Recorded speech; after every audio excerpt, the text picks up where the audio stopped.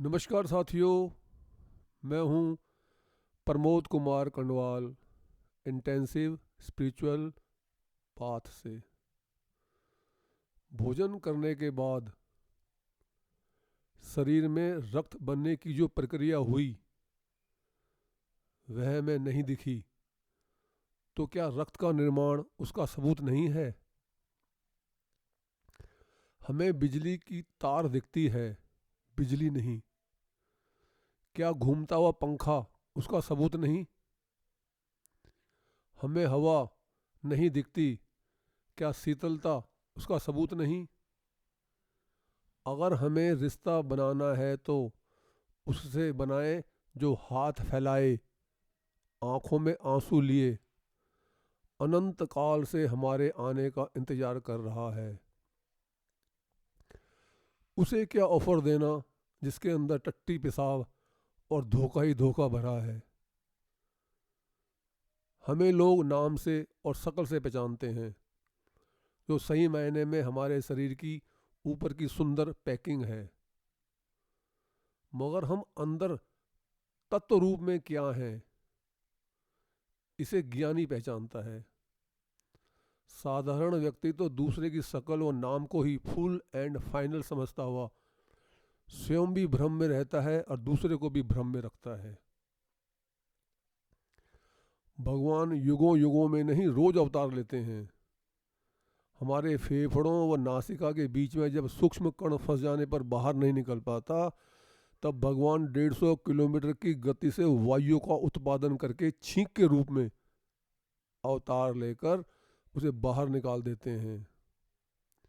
जब हमारे फेफड़े शरीर की सभी 50 लाख करोड़ कोशिकाओं में उचित मात्रा में ऑक्सीजन सप्लाई नहीं कर पाते, तब ईश्वर जम्हाई के रूप में प्रकट होकर वायुमंडल से जरूरत के अनुसार हवा खींचकर हमारे शरीर की डिमांड एंड सप्लाई में संतुलन स्थापित करते हैं। जब हम काफ़ी देर बाद सोकर उठते हैं, तब दयालु भगवान उन सभी जरूरी कोशिकाओं को रिष्ट पुष्ट करने के लिए अंगड़ाई के रूप में आकर उन्हें व्यायाम कराते हैं, जो शरीर के काफ़ी समय से गतिशील न होने के कारण मृत होने लगी थी। क्या हम स्वयं छींक सकते हैं या आने वाली छींक को रोक सकते हैं? क्या हम जम्हाई और अंगड़ाई स्वयं ले सकते हैं या इन्हें रोक सकते हैं?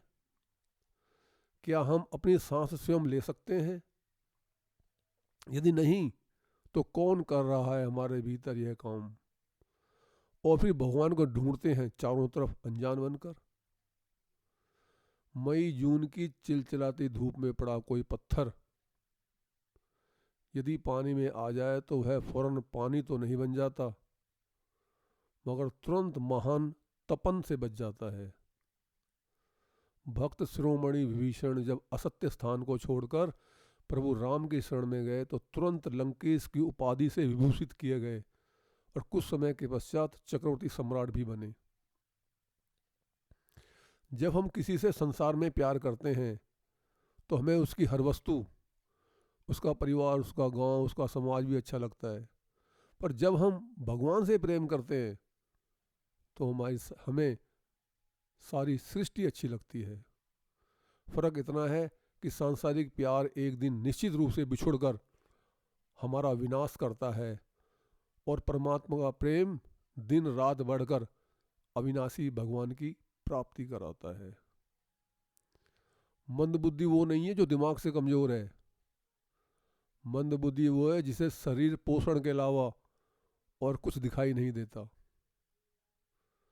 अज्ञानी का ये कहना कि संसार झूठ है, बहुत बड़ा झूठ है।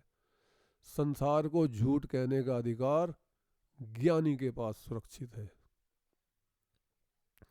मेहनत से या प्रयास करने से यदि परमात्मा की प्राप्ति होती तो हमारी मेहनत, हमारा प्रयास या हम परमात्मा से बड़े होते। और जब हम बड़े हैं तो उसे क्यों ढूंढ रहे हैं जो हमसे छोटा है? ये तो घाटे का सौदा हुआ है ना। हर कर्म या उसका फल सीमित होता है, और सीमित से हम असीमित को कैसे प्राप्त कर सकते हैं? भाव असीम होता है और असीम भाव से असीम परमात्मा की प्राप्ति होती है। 50 करोड़ के हीरे के हार चढ़ाने से परमात्मा हमारे पीछे चलना शुरू नहीं करता, पर यदि शुद्ध भाव से उसके आगे हाथ भी जोड़ दिए जाएं तो गुलाम भी बन जाता है।